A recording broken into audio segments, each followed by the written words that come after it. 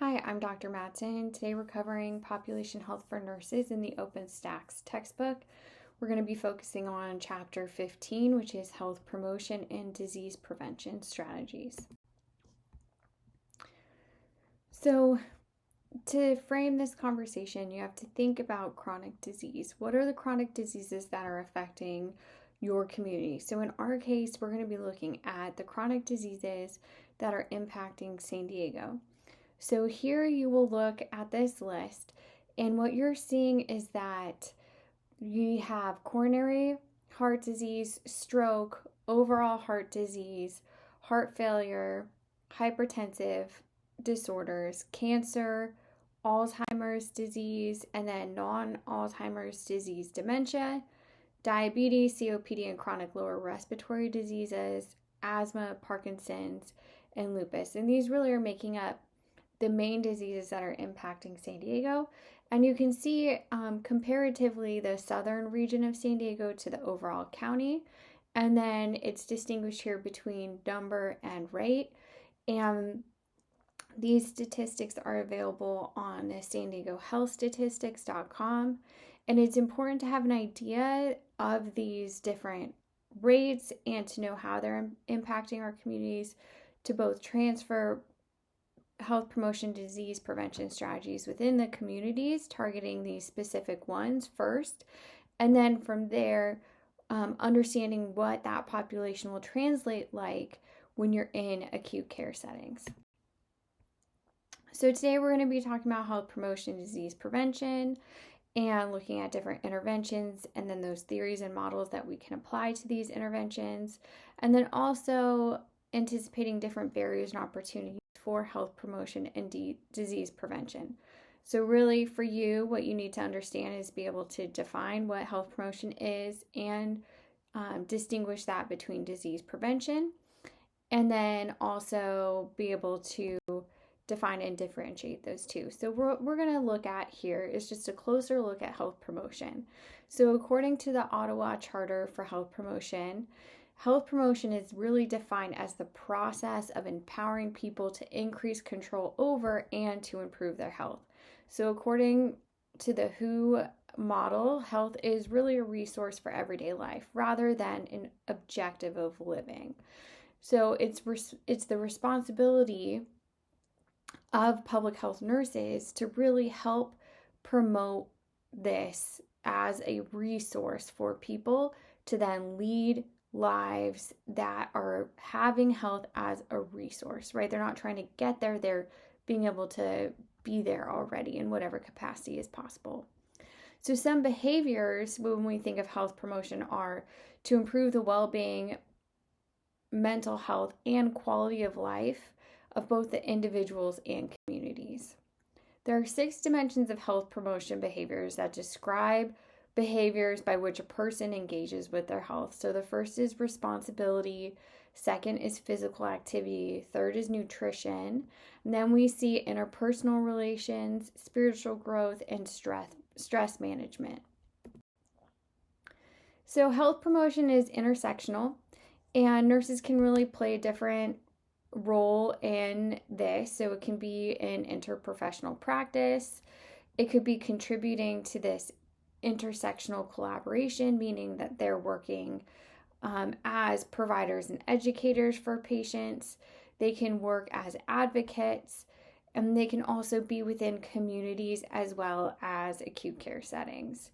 So they can be on lobbying groups, be in a part of associations like the ANA, and through these associations that gives them the structure and the support to then go to Congress, lobby, talk to staffers, and also promote it within a smaller context. So there are professional groups, like we were saying, like the American Nurses Association. There's also the American Association of College of Nursing, International Council of Nurses, American Public Health Nurses. There are a lot of different councils that allow for this structure to translate from these community grassroots organizations, like I said, up to staffers in Congress. So when we take a closer look at disease prevention, there are specific populations and individual-based interventions. And these are really aimed at decreasing both the burden of the communicable disease and non-communicable diseases and reducing that risk factor. So when we think of preventative care, we think disease prevention equals preventative care.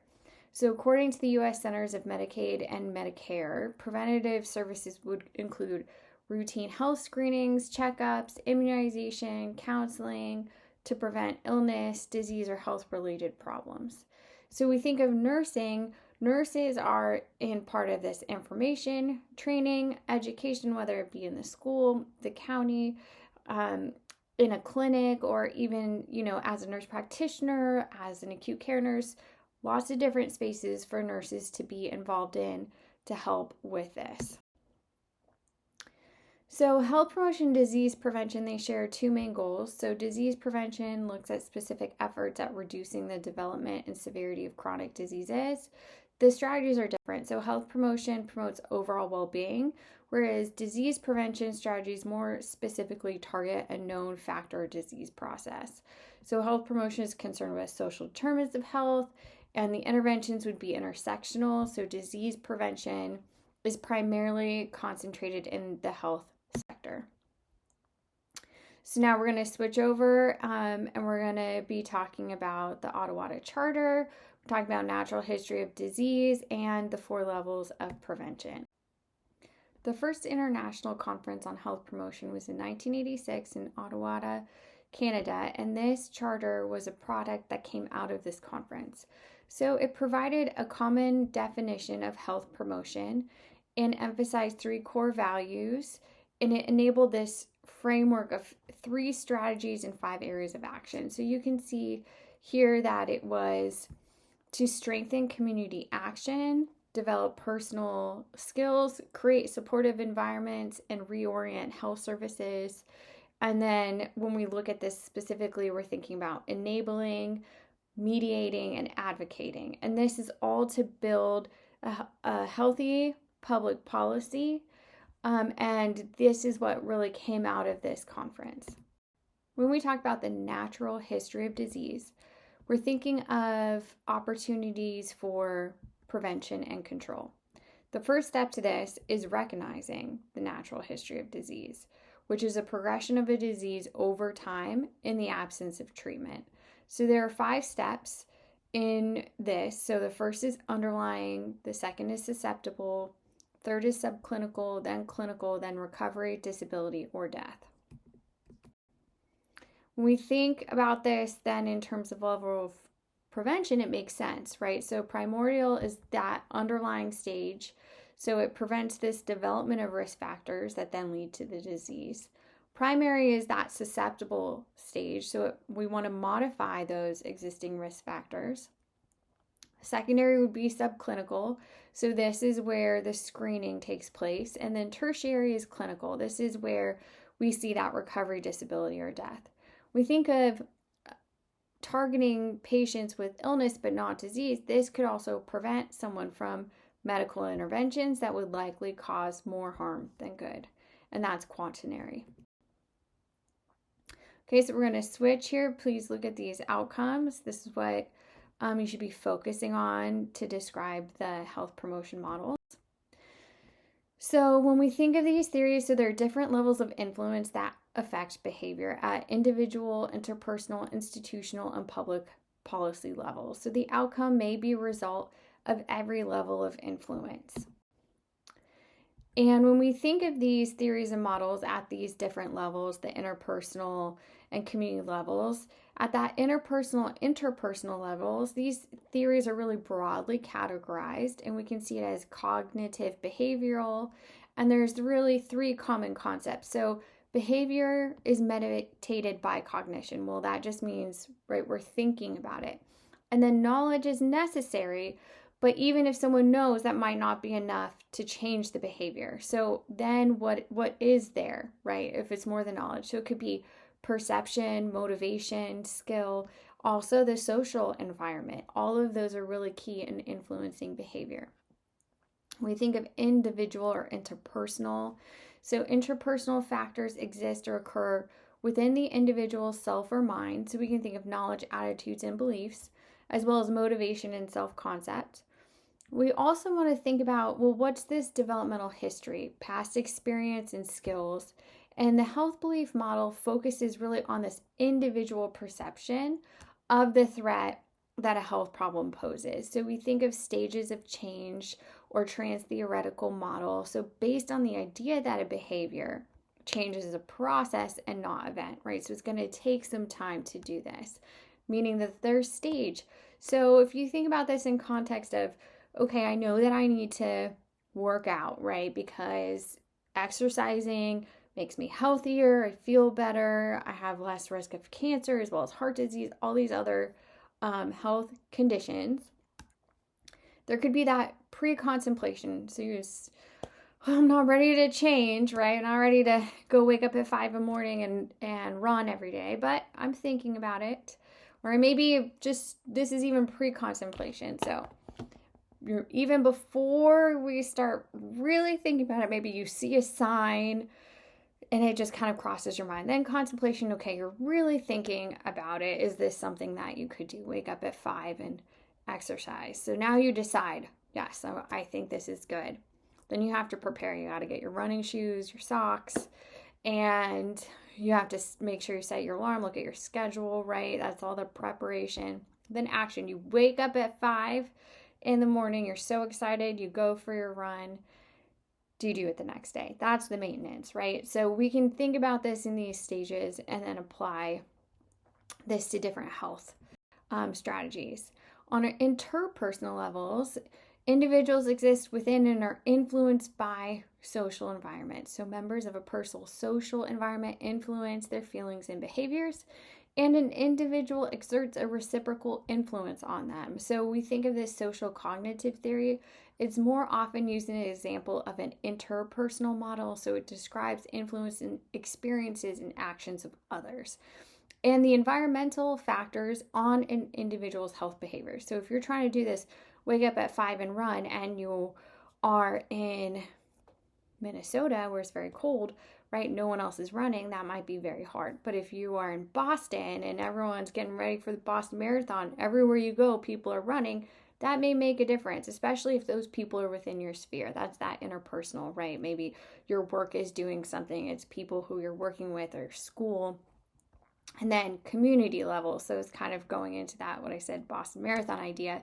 So these models are exploring how social systems function and change and how to activate communities. So one of the most frequently used model is this diffusion of innovation theory. So how new ideas, products, and social practices are spread within an organization, community, or a society from one society to another. So diffusion of innovation relating to health promotion and disease prevention. This means there has to be multi-level change process occurring. And then whenever we're talking about change, we have to think about these adopters. So you have people who come up with the idea, the innovators, and then you have people who are ready to jump on board, right? They're the ones who are going to create the new iPhone, the one who's going to buy the new iPhone. Then everyone else sort of gets on board, right? And then you have the people who maybe they're still on the 5-year-old version of it and software is starting to now no longer support it, so they switch over. And then you have the flip phoners. So we can think about this in terms of innovators, early adopters, early majority, late majority, and then the laggards.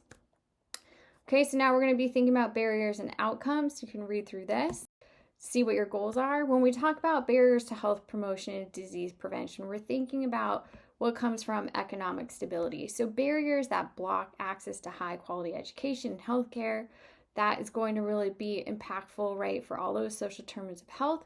And when we think about also barriers relating to neighborhoods or built environment, we've talked a lot about how that built environment has an impact on people being able to walk around and feel safe, and how that impacts their ability to exercise and be healthy and go to the grocery stores that are like the Trader Joe's, things that would be able to provide better quality food. And then also these barriers to social and community contexts. We want to think about chronic discrimination, stress, and depression, and how those really stop change from happening and impact health, right? And so as barriers add up, more and more barriers we have, we see all the health outcomes decline. We think of barriers to health promotion and disease prevention within healthcare system delivery. We're thinking that these healthcare delivery systems are made up of internal and external factors, so that these can influence both health promotion and disease prevention. So internal factors in a healthcare delivery system could be like leadership, organizational culture, policy, procedure, and how information is shared. And when we think of externally, this could be the government's role in healthcare, community expectations and influences, and ownership of the healthcare system, and the extent of these services that the system provides. So, in terms of level of influence for health promotion activities, these three factors either support or form barriers to participation in health activities. So, we think of this predisposing factor. This is any characteristic or individual population that affects personal motivation. And then reinforcing, right, continues. So it's positive or negative feedback. And that can be influenced from a peer, from a teacher, from a family member, a group, and it's perceived as important. And in terms of enabling factors, those are both social and environmental factors that facilitate and motivate attainment of specific behaviors such as ease of access, availability of health-related laws and resources, and skills to navigate that. So here we see family members attending a graduation ceremony. They're wearing masks. This is showing they're doing some health promotion activities in this situation, depending on year when this is taken. But we see that. So important for health promotion and disease prevention across healthcare settings. Health promotion setting, so first defined by that Ottawa Charter, right, is a place of social context where daily activities and various factors interact to influence health and well-being. So typically health promotion settings have physical boundaries, defined roles for people, and organizational structure. So WHO issued a global strategy for digital health. So that was 2025, so we're expecting another one. And that had guiding principles and strategic objectives and a framework for action and implementing change for a plan related to using digital technologies that are going to shape global health. So infodemic management. So an infodemic is an overabundance of information and misinformation that surges during a health emergency. So this is really important to then use evidence-based strategies to address these issues. There's no consensus on a single setting that is best for health promotion. It could be a variety. Small as an office, as large as the whole country, but collaboration and coordination will lead to improvement. So that summarizes our chapter here. Thank you.